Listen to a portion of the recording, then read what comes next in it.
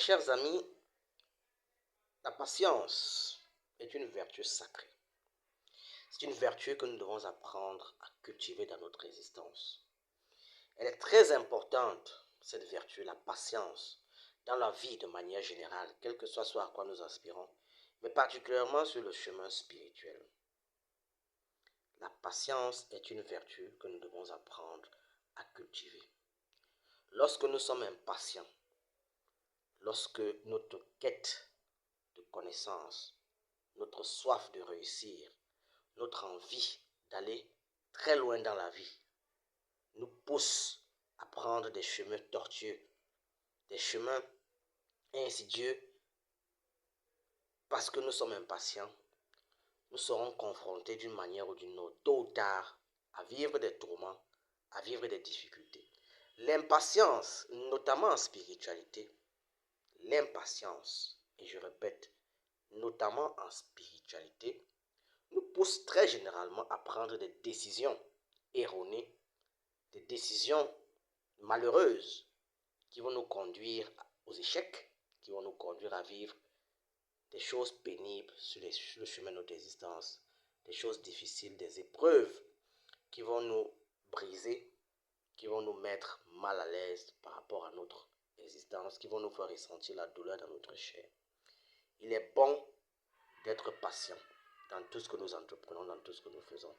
En vérité, nous ne pouvons pas forcer la main de l'Éternel, forcer la main de Dieu, car il est le seul juge de l'opportunité, de quand, où et comment nous accorder ce que nous lui demandons, mais ceci en accord, en conformité avec nos mérites. Nous ne pouvons pas forcer la main de Dieu. C'est lui qui sait quand nous donner et comment nous donner. Et je dis encore, en accord avec nos mérites, car rien ne tombe du ciel. Nous devons apprendre à être patients. Ce n'est pas parce que nous avons demandé quelque chose aujourd'hui que nous l'obtiendrons aujourd'hui.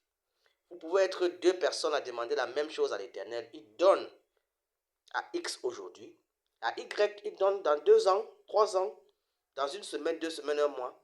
Il est le seul juge de l'opportunité de quand est-ce qu'il nous donne. Donc ne pensez pas que parce que vous avez prié, parce que vous avez jeûné, parce que vous avez demandé à l'Éternel, il va vous donner tout de suite. Parfois l'Éternel prend du temps pour nous éprouver, pour nous amener à être matures, afin d'être sûr que ce qu'il va nous donner, nous serons capables de pouvoir en prendre soin, de pouvoir l'utiliser à bon escient. C'est pourquoi il est important de savoir cultiver en soi-même la patience. Car, en vérité, les meilleures choses, les meilleurs accomplissements, les meilleures réalisations s'obtiennent dans la patience. Comme dit l'adage, qui veut aller loin ménage sa monture. Donc, calmez vos cœurs quand vous vous adressez à l'Éternel, quand vous demandez quelque chose. Laissez-lui le temps d'examiner, d'analyser votre demande et de vous donner un accord avec sa volonté, en conformité avec vos mérites. Car la spiritualité n'est pas mécanique. Si la spiritualité était mécanique, c'est que même les mécréants réussissent à entrer dans les cieux, à s'introduire dans le paradis et à pouvoir bénéficier des bienfaits, des vertus, des grâces de la lumière sans avoir eu à le mériter. Tout est mérite et tout s'obtient. Tout ce qui est meilleur s'obtient dans la patience. Le meilleur cru est celui qui a mis du temps. Alors, prenez votre mal en patience quand vous vous adressez à l'Éternel. Personne ne peut forcer la main de l'Éternel. Je dis bien, personne ne peut forcer la main de l'Éternel. Il sait mieux que nous-mêmes ce qui est bien pour nous. C'est pourquoi lorsque vous avez prié, laissez votre cœur ouvert et laissez l'Éternel agir en accord avec sa volonté, en accord avec sa miséricorde, sa justice divine, mais spécifiquement et particulièrement en conformité avec vos mérites. Si vous ne méritez pas, même si vous demandez, vous n'obtiendrez pas. Il faut mériter pour obtenir. On dit bien dans les écrits, demande et l'on te donnera. Mais ce qu'on n'a pas ajouté, c'est que pour obtenir, il faut avoir mérité. Parce que si c'était automatique, n'importe quel bandit se mettrait à genoux et demanderait au ciel de lui accorder les grâces et cela devait lui être accordé. Non, ça ne fonctionne pas comme ça. Tout fonctionne selon le mérite. C'est pourquoi les grands maîtres de lumière, et notamment le maître Roch Ahmed Bakyoun, ont dit que rien ne tombe du ciel. Vous ne pouvez pas vous coucher ventre en l'air et espérer que les choses vont tomber du ciel et venir vous trouver. Non. Vous devez mériter ce que vous demandez à l'univers, ce que vous demandez à Dieu. Et vous devez apprendre à être patient. Car en vérité, c'est dans votre patience que Dieu verra véritablement le mérite qui est le vôtre de vous accorder ce que vous avez demandé. C'est un peu comme si vous vous adressez à vos parents, vous leur demandez de vous accorder leur aide pour vous réaliser dans certaines choses de votre vie. Vous ne pouvez pas les forcer.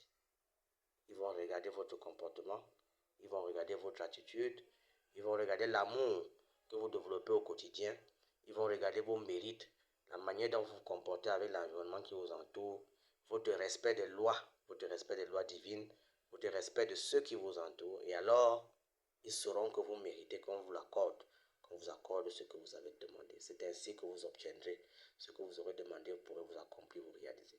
Travaillez sur vous-même, soyez patient et l'univers vous donnera ce que vous souhaitez avoir. Ne vous empressez pas. L'impatience dans la vie, l'impatience, notamment sur le chemin spirituel, ont conduit de nombreuses personnes à prendre de très mauvaises décisions, à se fourvoyer, à se retrouver sur des chemins tortueux, sur des chemins sinueux qui les ont conduits à des tourments indicibles dans leur existence. Ne vous laissez pas prendre au jeu de l'impatience, car à cause de l'impatience, vous vous retrouverez en train de franchir la ligne rouge, la ligne qu'il ne faut pas franchir, et votre âme se perdra dans les méandres, dans les labyrinthes des ténèbres, et vous vous retrouverez sur un chemin où on n'entend que des pleurs et des grincements de dents. Soyez patient dans la vie.